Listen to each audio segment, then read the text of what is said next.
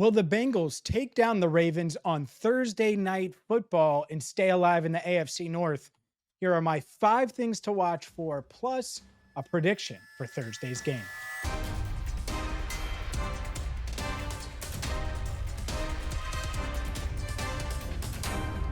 Hi again, everyone, and welcome into Cincinnati Bengals Talk. I'm James Rapien of BengalsTalk.com. Hit that subscribe button, ring the bell, and make sure that you join the 48,000 plus Bengals fans that are watching this channel regularly.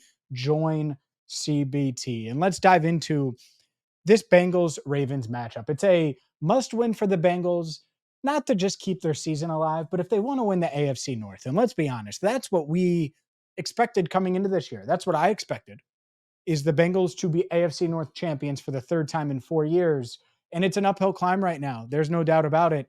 And if they're going to do it, it starts with a win on Thursday night. So the 5 things that I'm watching for, we'll get to in just a second. Today's video, by the way, brought to you by BetUS, my prediction coming up as well.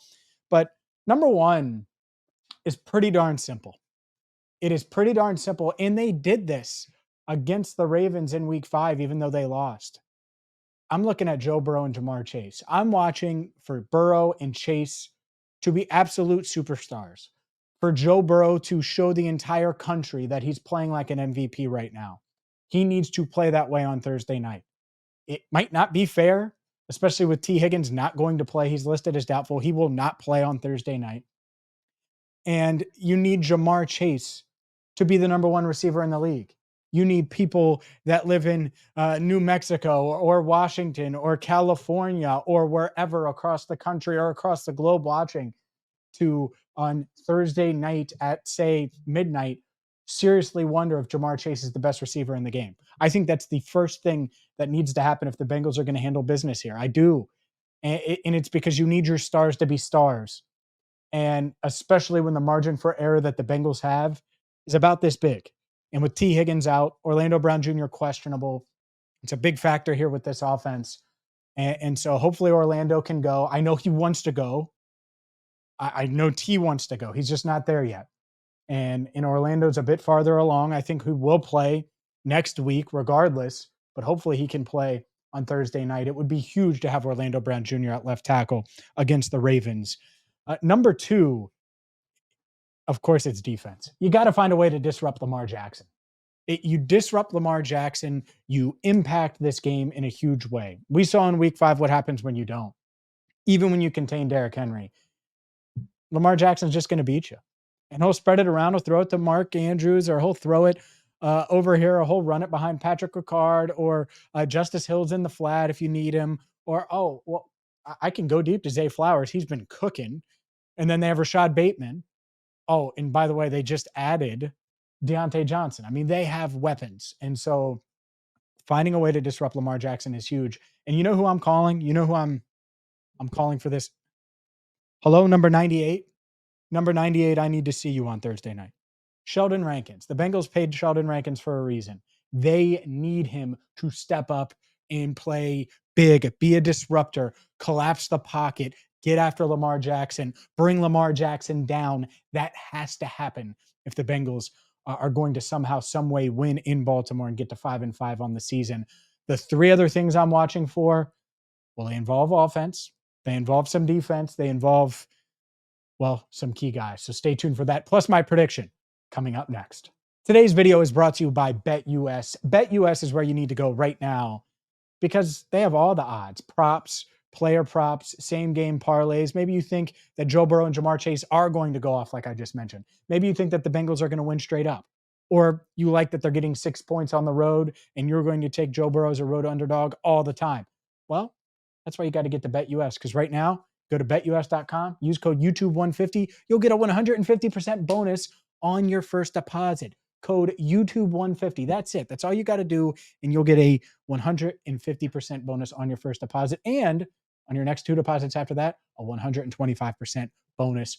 Boom. Just like that. All you have to do is go to betus.com, use code YouTube150 so you can wager on this primetime showdown between the Bengals and Ravens, or any of the other Week 10 NFL games, NBA, and more at betus.com, code YouTube150. All right, let's get to number 3. And number 3 is pretty simple. You have to contain Derrick Henry. And the Bengals did a pretty darn good job of this in week 5 up until the game breaking, the back-breaking run in overtime.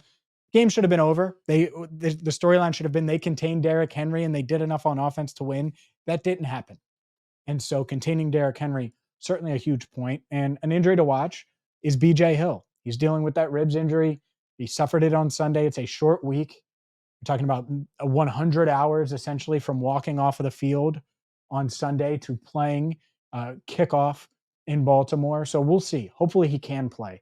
And if he can, it would be huge for this defensive front. And it would be huge for the number 2 part of trying to contain Lamar Jackson. But you have to find a way to keep Derrick Henry in check and disrupt Lamar Jackson. Those are the 2 keys there for the Bengals defense. Number 4, it's Jermaine Burton. It's Jermaine Burton. And he was a dark horse for me this week on Enter the Jungle. Make sure you check it out. If you didn't watch Andrew Fox Miller and me every single Tuesday at 8 Eastern, check it out before Thursday night's kick. A lot of good stuff there on Burton. But for me, they built this entire game plan around Burton last week. He was going to be their wide receiver 2. He doesn't handle his business, so they make him inactive. Well, all of those things that you had designed for him, all of those plays, all of those things you spent a full week working on, and in 2 full practice days, Wednesday and Thursday last week, well, they're still there. And so maybe that gives them an edge this week. Even though they don't have T. Higgins, at least they have a jump start where they had this whole plan around Jermaine Burton. It was the Jermaine Burton game. And now you can unleash those things, unlock those things, use those things on a Baltimore secondary that's been beatable. And so Kyle Hamilton is a heck of a player. Marlon Humphrey, a heck of a player. You have to make sure that those guys don't make game-changing plays. By the way, they did against the Bengals in week 5. Marlon Humphrey's interception changed the game.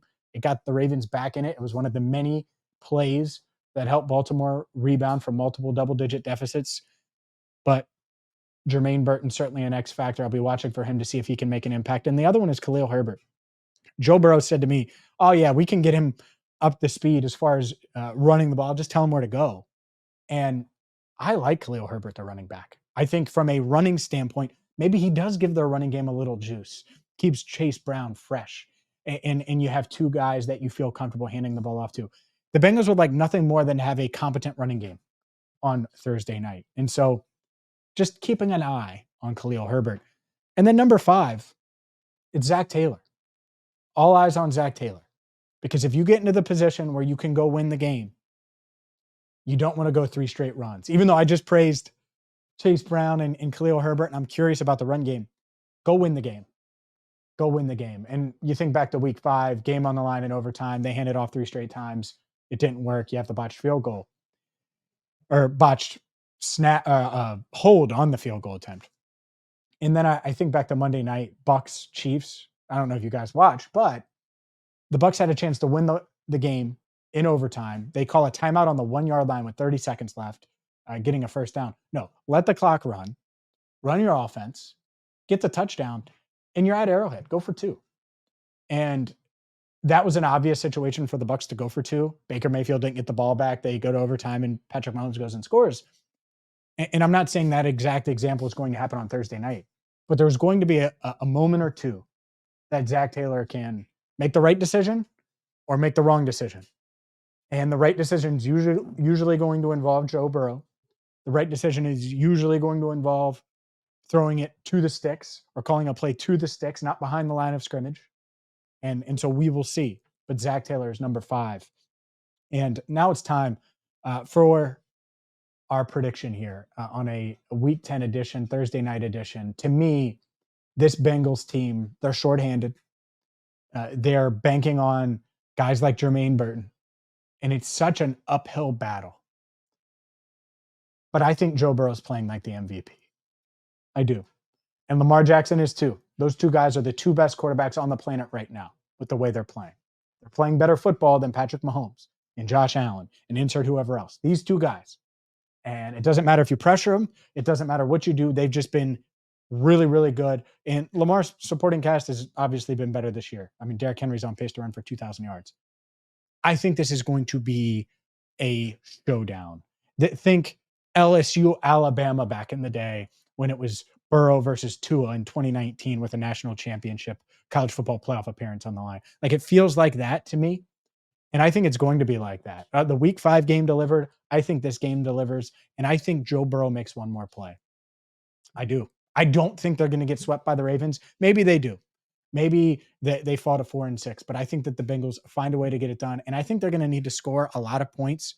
It is a short week, so I'm going to say that neither team gets to 40. Lamar dealing with a little bit of a knee issue, but he's going to play. I expect him to be dynamic. Give me the Bengals 34-27. They find a way to make one more play. Zack Taylor aggressive down the stretch, and they get a much needed win to get to 5-5 on the season.